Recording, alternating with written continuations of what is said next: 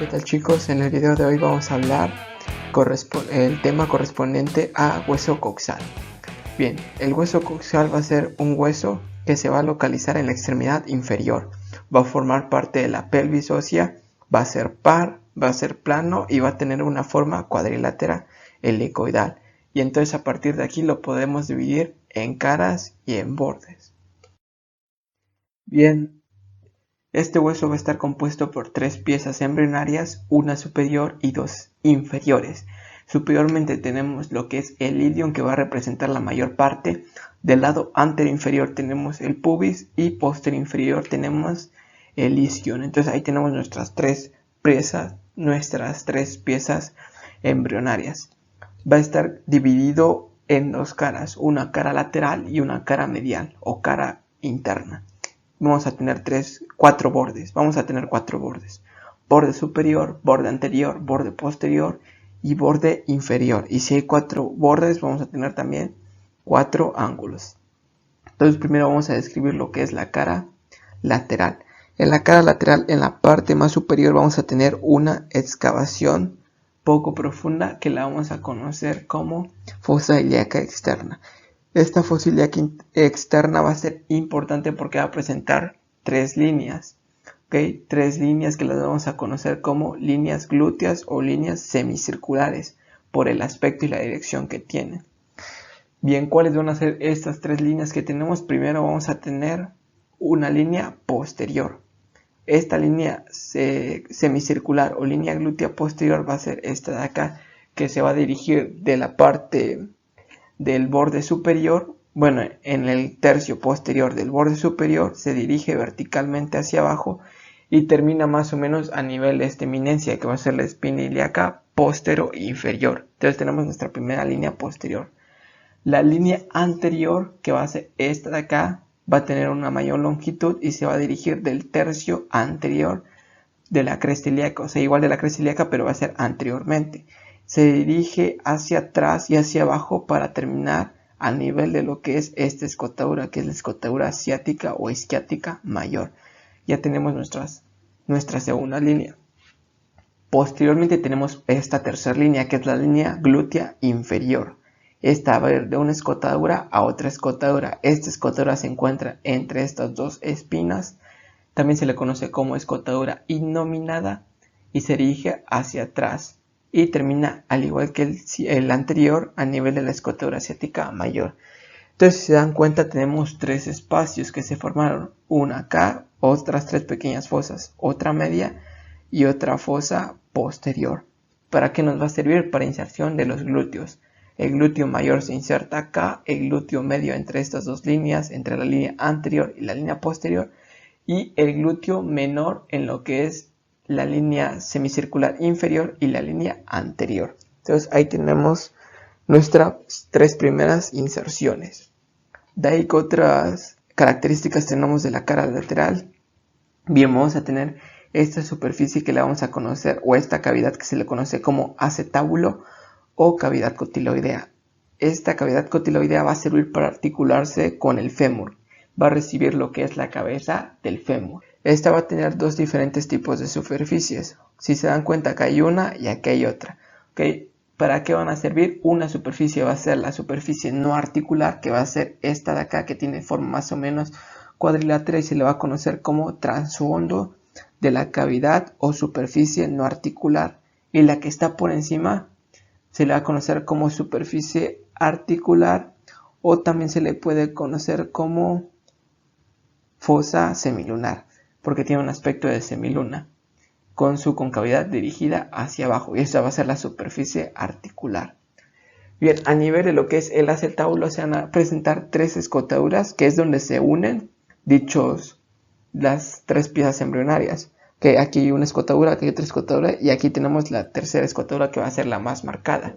Y cada una tiene nombre respecto al hueso que se articula. Por ejemplo, aquí tenemos la escotadura iliopubiana, la escotadura ilioisquiática y la que está más marcada sería la escotadura isquiopubiana.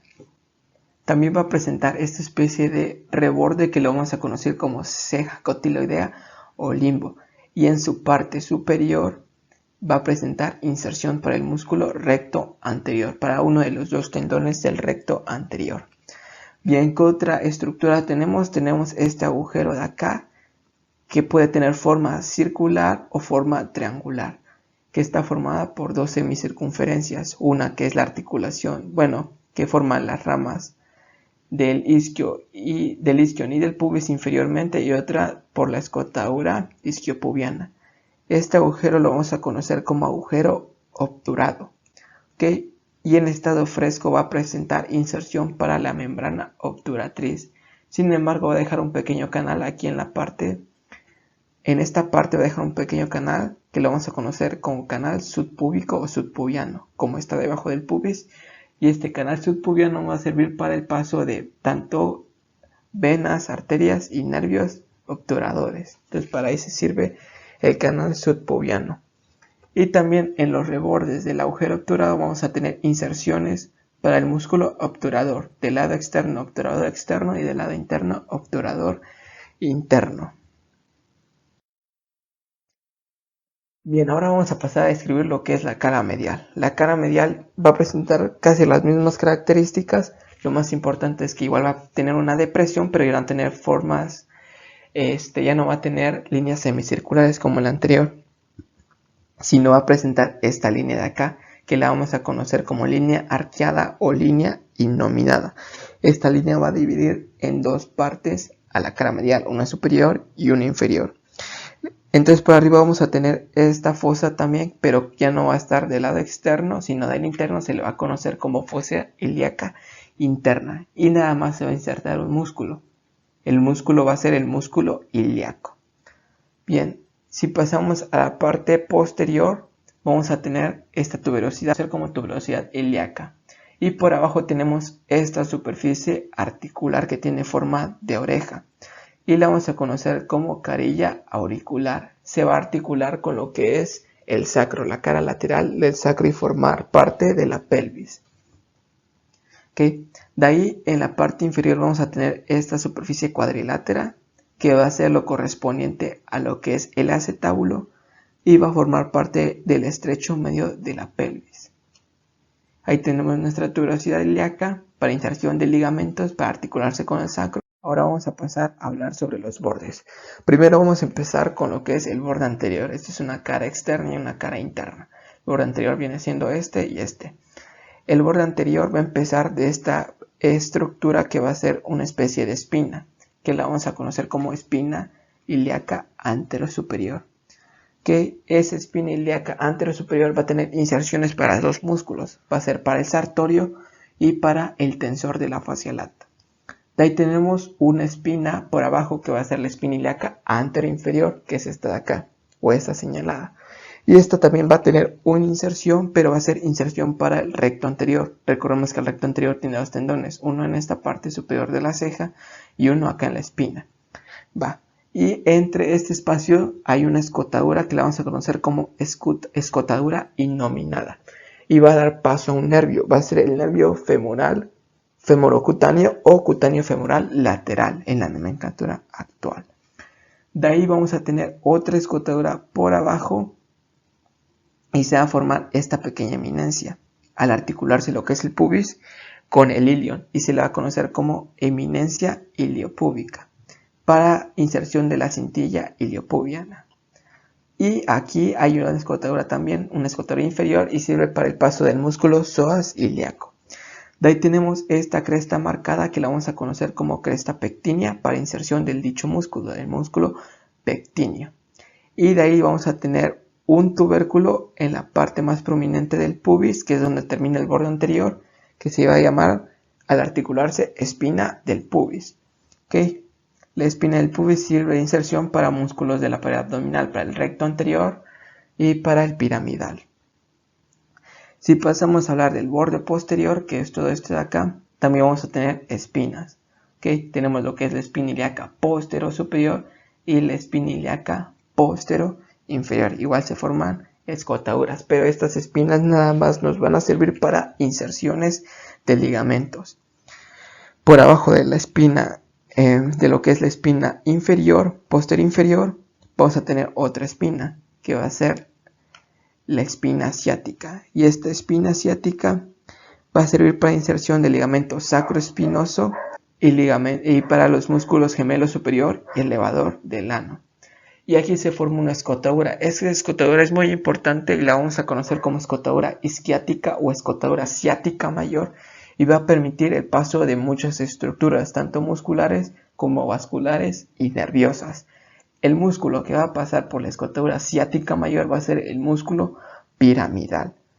¿Qué vasos vamos a tener? Vamos a tener los vasos glúteos superiores, al igual que el nervio glúteo superior, el nervio ciático, que es un nervio muy importante para la extremidad inferior, el nervio glúteo inferior, los vasos pudendos internos y los nervios pudendos internos también. De ahí tenemos otra escotadura de menor tamaño y la vamos a conocer como escotadura ciática o isquiática menor. Y este va a permitir también el paso de un músculo que va a ser el músculo obturador interno y los vasos pudendos internos. Si se dan cuenta, los vasos pudendos pasan acá, es decir, salen por el agujero mayor, el agujero ciático mayor, y vuelven a entrar por el agujero ciático menor para ingresar a lo que es el perineo. Entonces eso sería lo más importante del borde posterior. De ahí tenemos el borde superior, que está conformado por esta cresta sobresaliente y lo vamos a conocer como cresta ilíaca, y sirve de inserción para los músculos de la pared abdominal, al oblicuo externo, oblicuo interno y músculo transverso. De ahí en la parte inferior vamos a tener lo que es la rama isquiopubiana, que se forma por la rama descendente del pubis y la rama ascendente del isquio. Y tenemos la carilla articular del pubis para formar la sínfisis pubiana. Y sirve de inserción para lo que es los cuerpos cavernosos, los tres músculos que van a ser isquio cavernoso, el músculo grácil y el músculo abductor mayor. Vamos a tener también cuatro ángulos, un ángulo anterior superior, anterior inferior, posterior superior y posterior inferior, que va a ser el más importante porque va a estar representado por la tuberosidad isquiática.